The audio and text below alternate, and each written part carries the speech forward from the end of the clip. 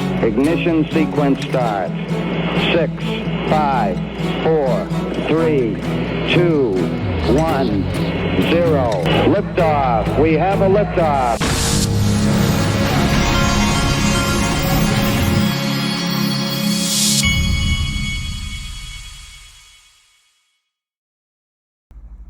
Hey everybody, this is the Digital Asset Investor, and I've been trying to position myself to buy this dip.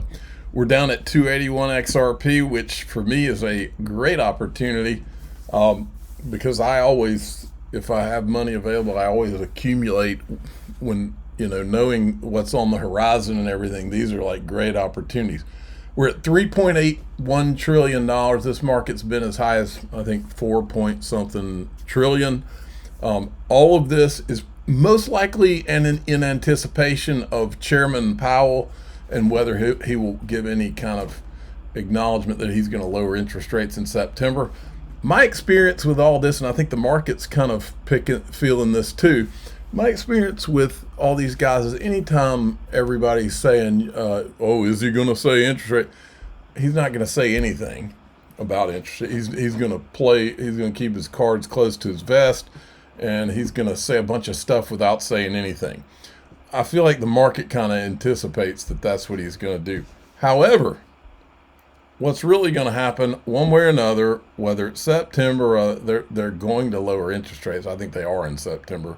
That doesn't mean he's going to come out and say it. How many rate cuts do you anticipate we'll see by 2026? Well, they have themselves, the Fed, penciled in about 4 into 2026. The market is priced about 5. And it's interesting that the market, where it is currently today, is not even at the lowest points on that dot plot that the Fed put out every quarter for 2026. So there's two people that think that interest rates should be close to 2.5 next year, 2.5%. And the market is about a good 80 basis points above that in terms of its pricing. So there's more to go potentially, right? As in, if that camp in the Fed gets really control over the views about interest rates, we could see more rate cuts. So I do think they will happen. I think it's the same framework as before. They see inflation continue to slowly moderate over time, and that gives them room to cut, so to speak, because the rate between inflation and is wide enough that they can cut rates. Now, look, I've been here a long time, and I've learned all these little news items and what somebody's going to say, not say, and all these things. These are all short-term. They're opportunities in two ways. They're opportunities for traders. That's the main reason all this even exists, probably. But for me, it's been a tremendous opportunity over all these years because of two things. I know what I hold, and I know the bigger picture of what's ahead. And so, over time, I'm not even fazed by all this kind of short-term stuff. It doesn't mean anything. What means something is things like this. But do you have anything to add on to what Walter just said about your experience? Yeah, I think, in many ways, Paxos pioneered the idea of regulatory first. I think you guys were one of the first, if not the first, trust charter within New York. And we very much agreed with that thesis, that the way to build to last within the digital asset ecosystem was to pursue regulatory clarity, even when it was hard, even when it was difficult. Many large institutions said, hey, we want to be second. And there's a really good reason that you want to be second, because the ones that go first get in trouble. They have a lot of problems. They go through the growing pains. You talked earlier about the scars. But I think what we're finding is there are an entire set of institutions that would never have touched crypto with a 10-foot pole. BNY, relatively speaking, had a lot of courage to decide to get into crypto and in crypto businesses when they did. Similarly, BlackRock and a lot of the other institutions. But what we're seeing now is super conservative institutions say, "Hey, we can no longer wait. We can no longer stand on the sidelines of this. We need to come in." And so what we're finding is that despite the fact that it feels like there's a regulatory lifting, what's happening is there's an even bigger set of institutions that are now coming in that want to work with the most regulated institutions that they possibly can. Because absent that, they were never going to come in the first place at all. And it turns out that is almost like an iceberg in a sense.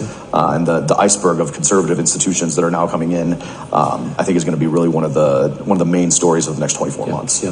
I think the iceberg Remember those pictures of the XRP iceberg, most of it hidden beneath the water? We've seen a lot of them. So when all these institutions are going to come in, here's what's going to finally bring them in.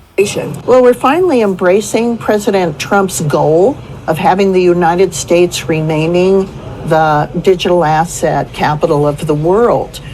We shouldn't be ceding that role to the United Arab Emirates or to Singapore. Even Japan, which is notoriously cautious, has a more robust digital asset regulatory framework than we do, because they're starting to embrace innovation. And it's more news on that in a minute in Japan. Very important the United States retain that role. So Wyoming has led. Because Wyoming led, I had the embedded statutory framework that Wyoming passed to move into Washington. So we've adapted it to Washington regulatory dominance in commodities and securities, and we're moving forward for it. So we did stable coins first. The Genius Act passed. It's now law. And that provided the momentum we needed to do market structure. So the House passed a market structure bill. It's called the Clarity Act. Right. We in the Senate are going to mark up in the Senate Banking Committee a market structure bill in September. The Ag Committee will do theirs in October because they've got the commodities jurisdiction. The Senate Banking Committee has the securities jurisdiction. Then we'll fold them together with clarity and hopefully get this across the finish line by Thanksgiving or at the latest Christmas. Oh, that would be lovely. So that's when they're all really going to pile in. Well, look at this. Ripple and Japan's SBI Holdings, through its subsidiary SBI VC Trade, announced partnership to distribute RLUSD. There's the announcement from SBI VC Trade. Our company and Ripple have signed a basic agreement for the issuance and distribution of USD-backed stablecoin RLUSD. Remember, every transaction in RLUSD burns XRP. Never forget that. Then Ripple said 300 billion stablecoin market is set to grow into the trillions.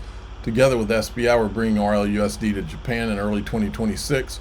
Offering users and institutions a trusted, regulatory, fully backed stablecoin built for enterprise use case. And many of you may not remember this. I'll blow it up so you can see when he says it. 出ると彼は It's talking about the Ripple case. Once the decision's made, 考えてるみたいです。結論が出て、 Ripple's XRP リップルの XRP がコインだということ is にな the ると。 coin. これは大変な値段にな I る think と it 思 will い be ま a す。 very high 我々 price. 外部の筆頭株主です。 Understand, folks, this guy right here is he's the CEO of SBI Holdings. He's like Japan's Donald Trump.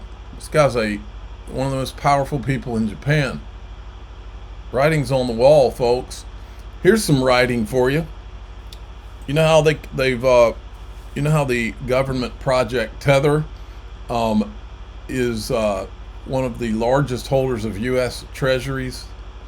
You know, the prototype Tether.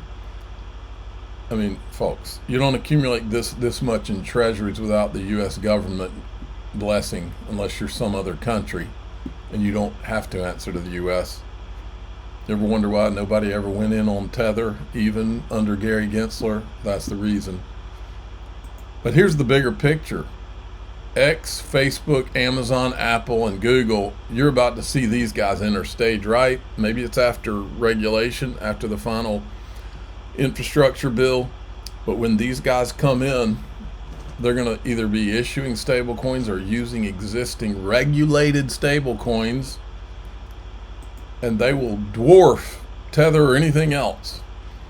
Digital Perspectives retweeted. He says, I wonder if the big players will use a trusted, highly regulated stablecoin like RLUSD in wallets for 6 or 7 billion people. Well, I looked up how many users do all these platforms have. It totals about 10.8 million, but 10.08 billion, but there's some overlap because a lot of the same people are on those platforms. It says the global internet population is 5.4 billion, so actual unique user count is likely much lower, perhaps 4 to 5 billion. Well, the good news is Arthur Brito said way back in 2017, looking forward, the XRP ledger needs to be able to scale to serve 7.5 billion people, almost like plans within plans. Okay, I got a lot more. We're going to go into DAIXRP.com, which is the Patreon. If you'd rather join through YouTube, click the join button below any of my YouTube videos or hit subscribe on the X platform. You can join all three ways. I'm the digital asset investor. I'm not an investment advisor. This is for entertainment purposes only. Please subscribe, hit the like button, tell your friends and family. Away we go.